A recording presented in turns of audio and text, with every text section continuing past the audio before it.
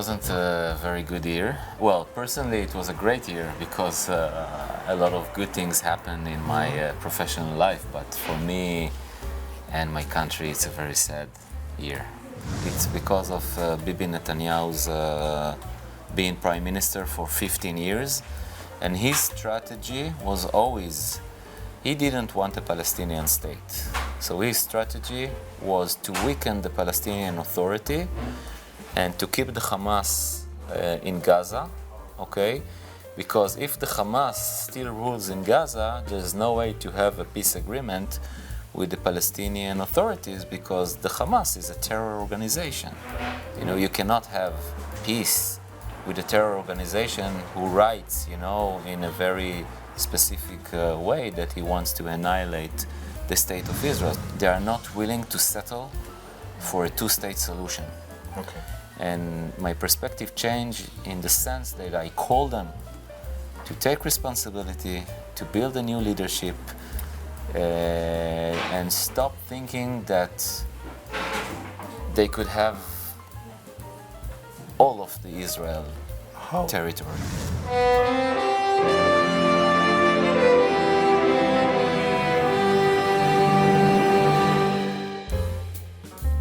Salutare! Facem povestea asta pe care n-am încercat-o niciodată, dar marile spirite se unesc, va fi foarte fain.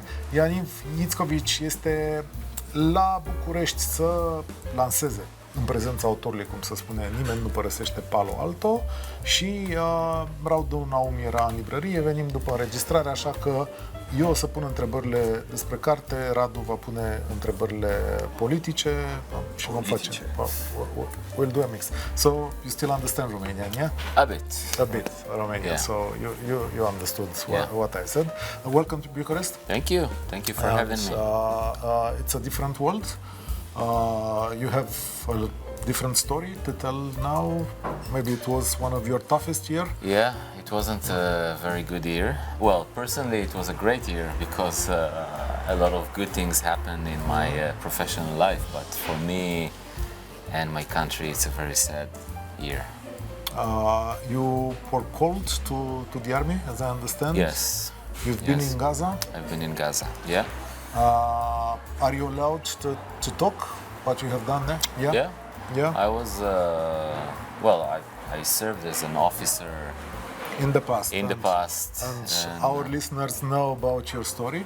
Right. You are a liberal person. Right. I'm a very left-wing liberal person. In the past, I served as a combatant officer, and I refused to serve in the occupied territories because I felt that Israel can no longer sustain the occupation, and it was very huge in Israel. I was sent to prison for 28 days, military prison, not civil one. And this was in 2002. It was in West Bank?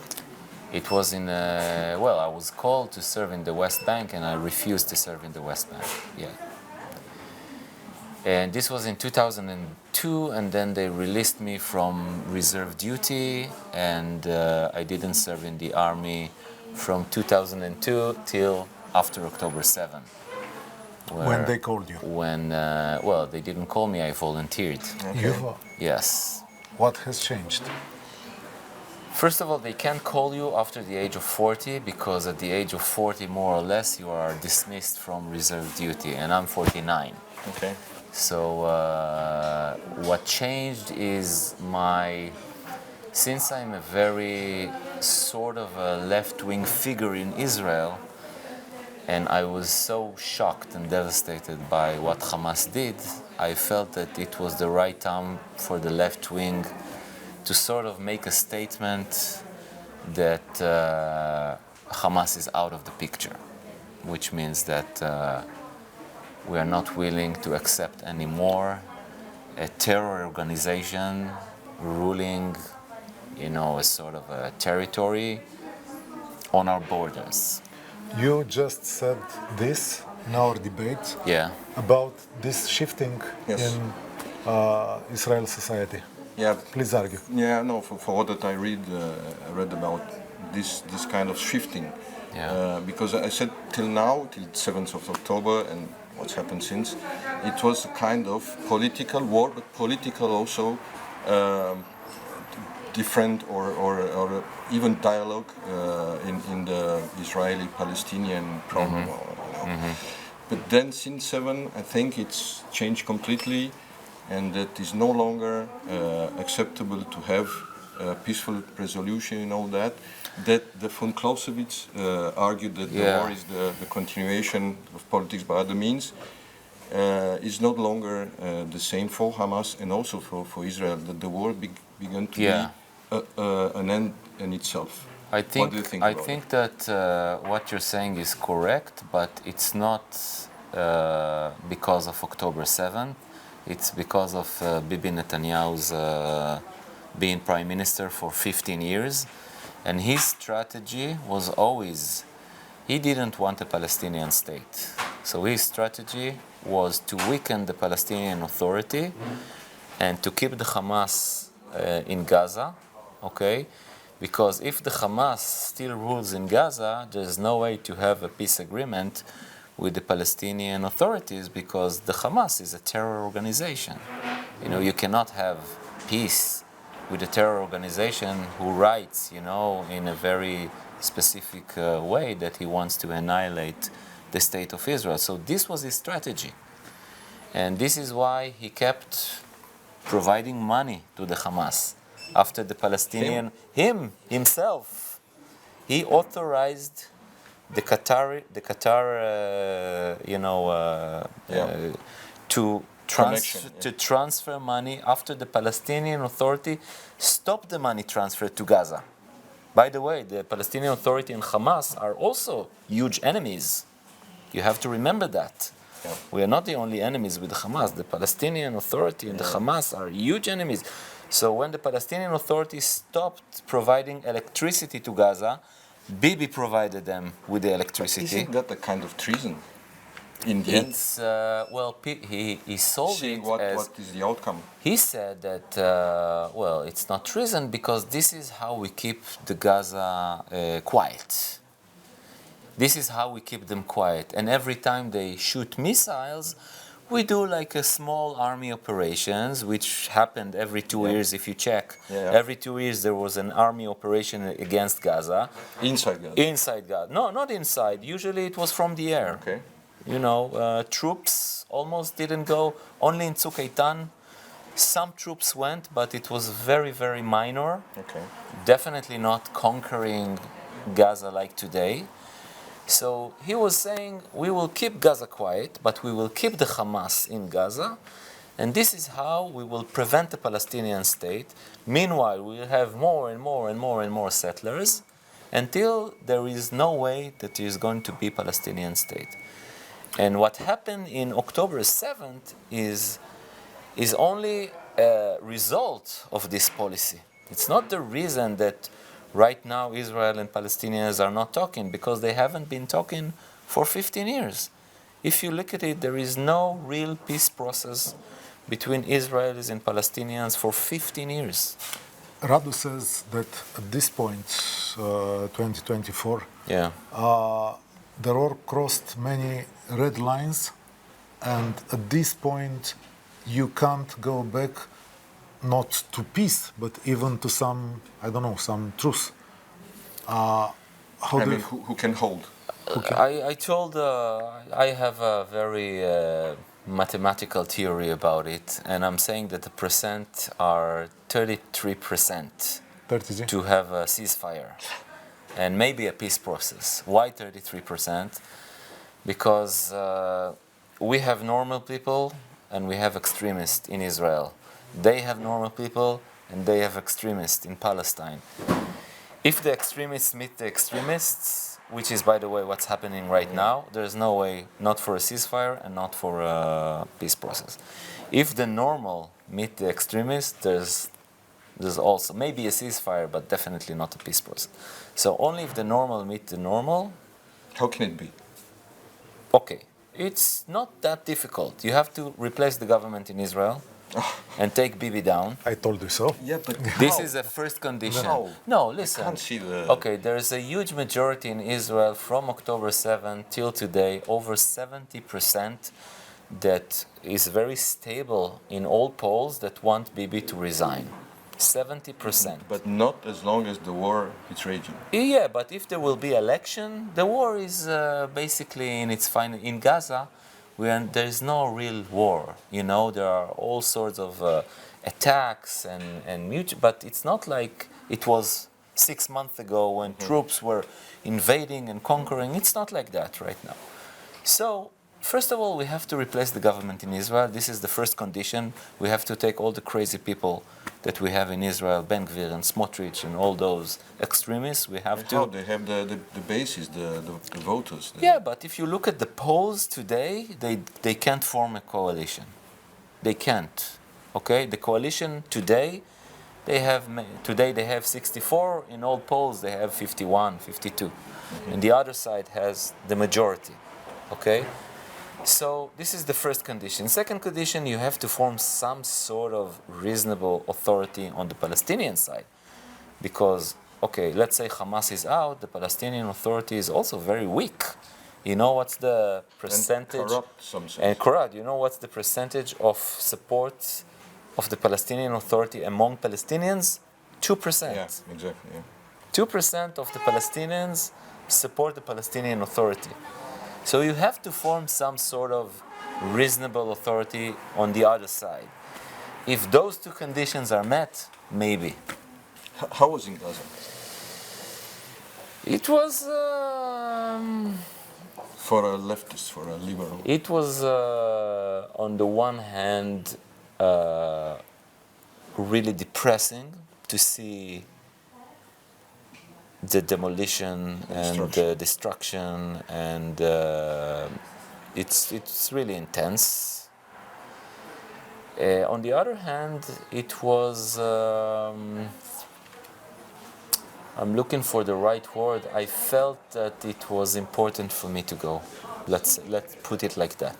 What was your battle mission there? My battle mission was to lead logistic troops to provide front lines with water, ammunition, fuel, take the wounded soldiers out from Gaza. So we were not in the front line in terms of going into the tunnels, but it was dangerous going into Gaza at night.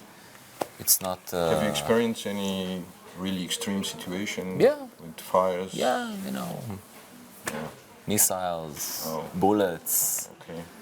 But it's not as if you are, you're facing face-to-face combat. Yeah, they come out of a tunnel, try to shoot at you, and so it was very minor. I would say I didn't feel that my life is at risk, except maybe once or twice.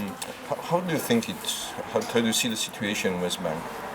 In West Bank, the situation in West Bank and the outcome of what's coming, because it's kind of offensive of the colonists. Right.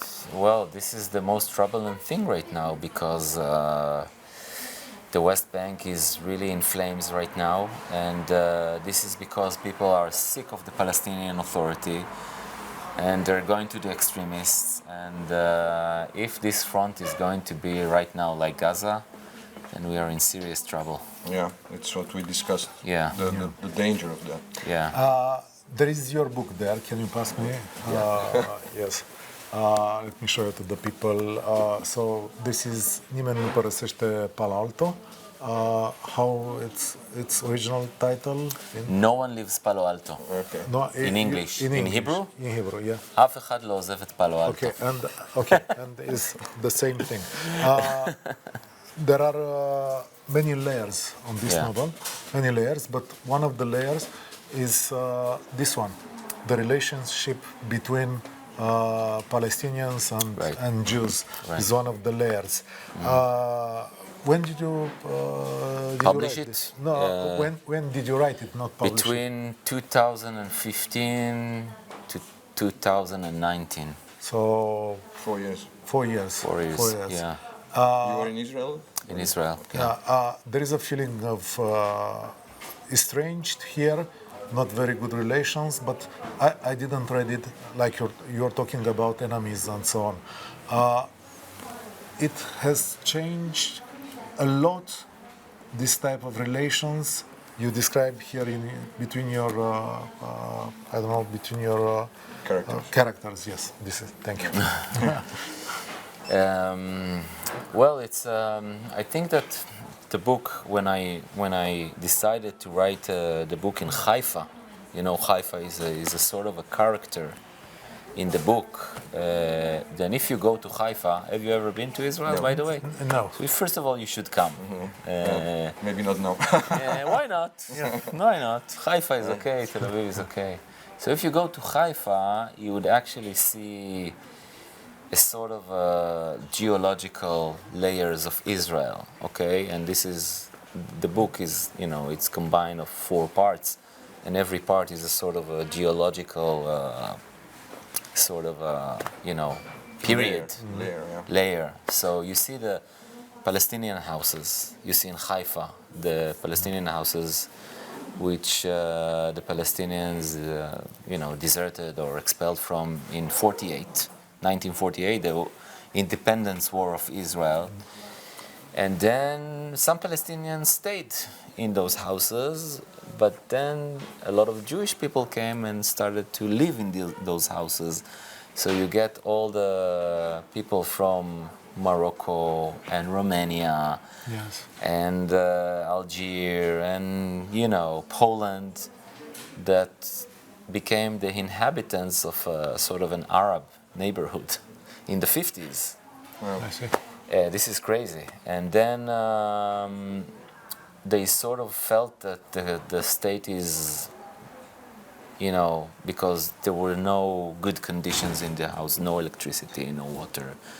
The sewage system was all, so they started to do riots in Israel in the 50s because they wanted the state to take care of them. So they moved to better neighborhoods in Haifa, and those houses became like those Palestinian houses became like a sort of storage houses for people who were, down working in the marketplace or something like that. And then the 4th layer is that all sorts of real estate people started to see how beautiful those houses are and how nice they are. So they started to move in some artists and some people with creative tendencies. Became a poshy neighborhood. And to build a poshy neighborhood. These were Israeli. Israelis, of course. So now they're building towers in the neighborhood, and they sort of doing a gentrification sort of process. So you get the whole story of Israel in just one small place in Haifa, Wadi Salib, in Wadi Nisnas.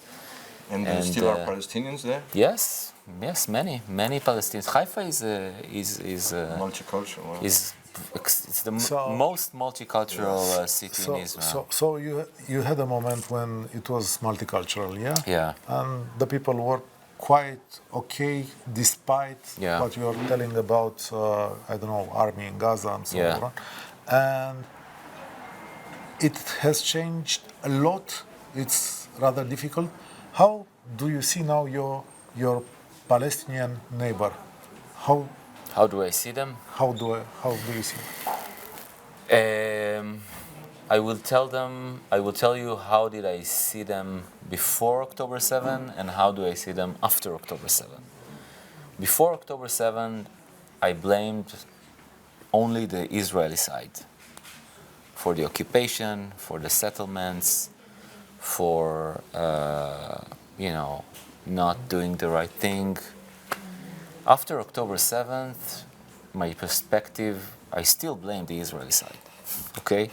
But I also call the Palestinian side to take responsibility because they had many chances in the last 80 years to come into a peace process and take 99% of the territories of the West Bank and Gaza.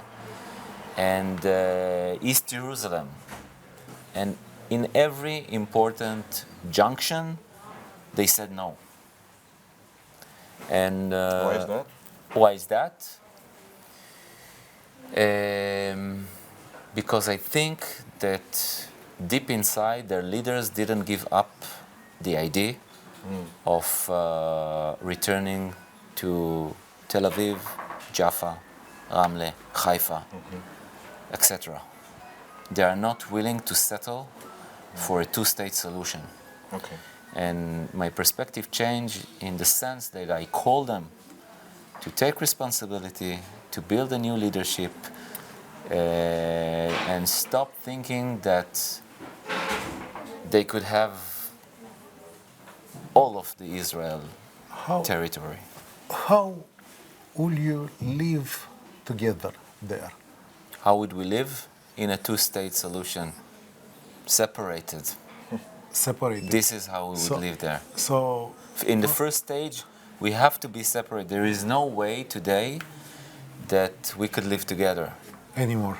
No way. Should raise fences. And In the same, you Barbed mean like the Berlin Wall? Yeah. And no, right now there's no way. Right now, in the near future, but maybe after a two-state solution, after 30, 40, 50 years of peace, okay? I'm not saying complete peace, but maybe then some other, Truth.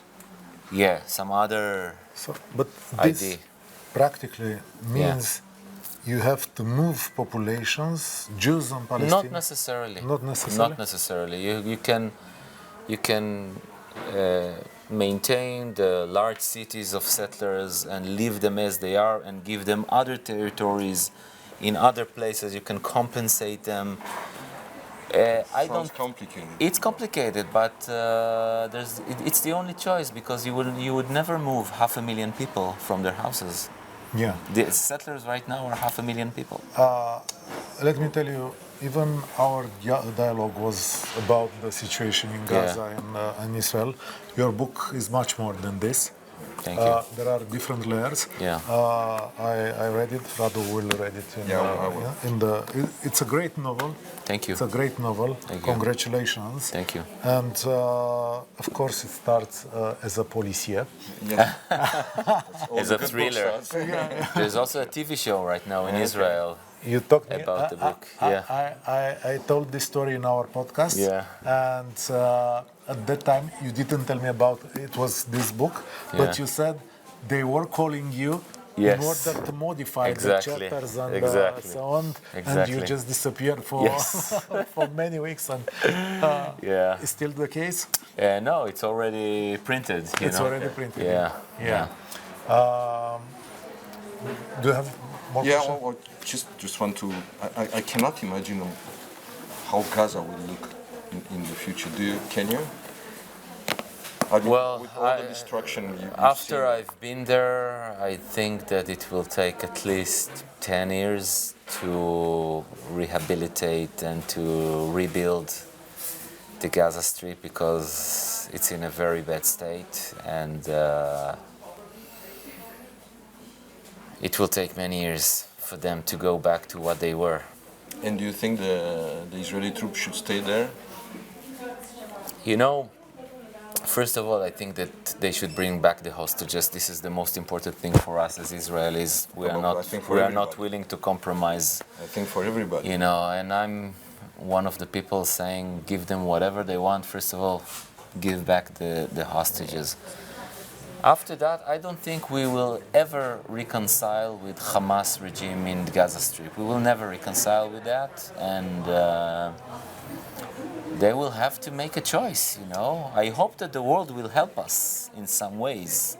I hope that the US and NATO and Europe will be... Do you feel the Western world, Yeah. the democratic world, is still giving support to Israel? How do you feel it? Well, it depends. I think that US maybe more. You know, it depends on how you look at it. You know, you see all the progressive people in the world and the universities are really against Israel. How and do you feel it? Do you take it personal? You know, I studied in Colombia. I know these people very well. It's partly ignorance and partly, you know, I don't think they know enough about the conflict.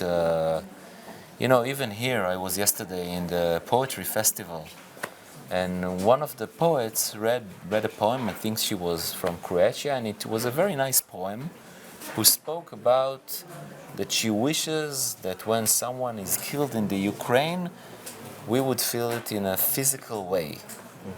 And then she said, when thousands of people are dead in Gaza, I wish I would feel it in this way. So I really identify with it. I'm only saying that I really hope that when 1,200 Jewish people are massacred in Israel, she would also feel it in her body. Not only for Gaza and for the Ukraine, but also for Israelis.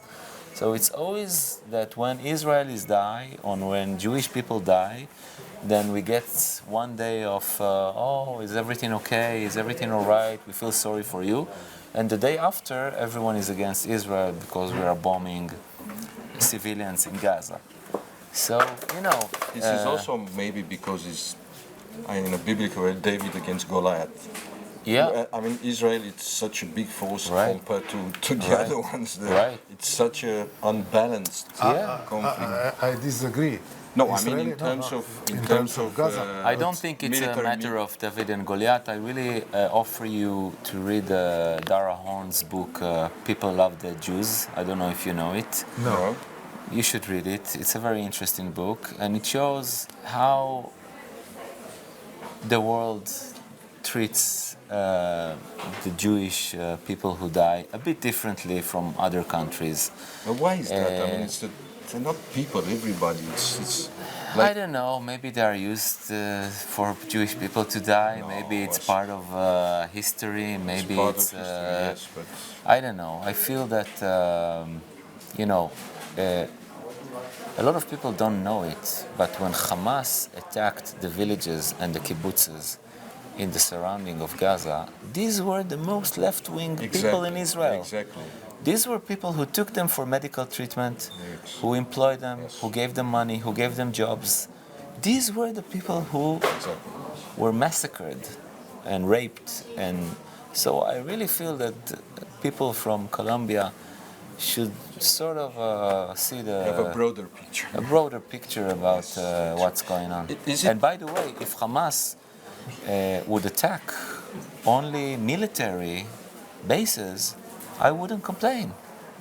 I think they have, from their point of view, a legitimacy to attack military objectives. But to come into a kibbutz with babies and to kidnap old ladies and, you know, this is complete crazy.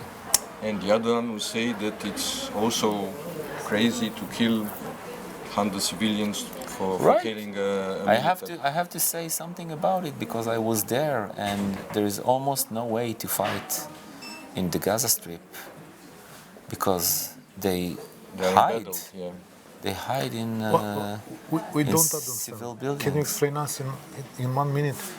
It's such a small territory, yeah? Yeah, It's very a small. very small territory. Yeah. How is it possible for them to be hiding there, to hide in different tunnels?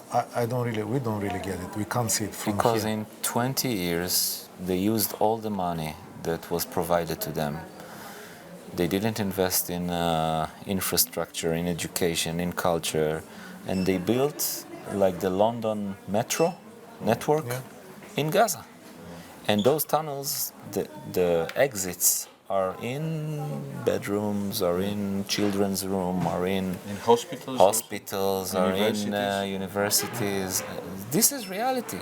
So you have two options. Either you send your soldiers and they die by thousands, or you warn the civilians, please get out of here, and then you bomb. And yes, civilians die, but I have to say that the ratio of civilians and terrorists in this war is the smallest in all the Western wars in history.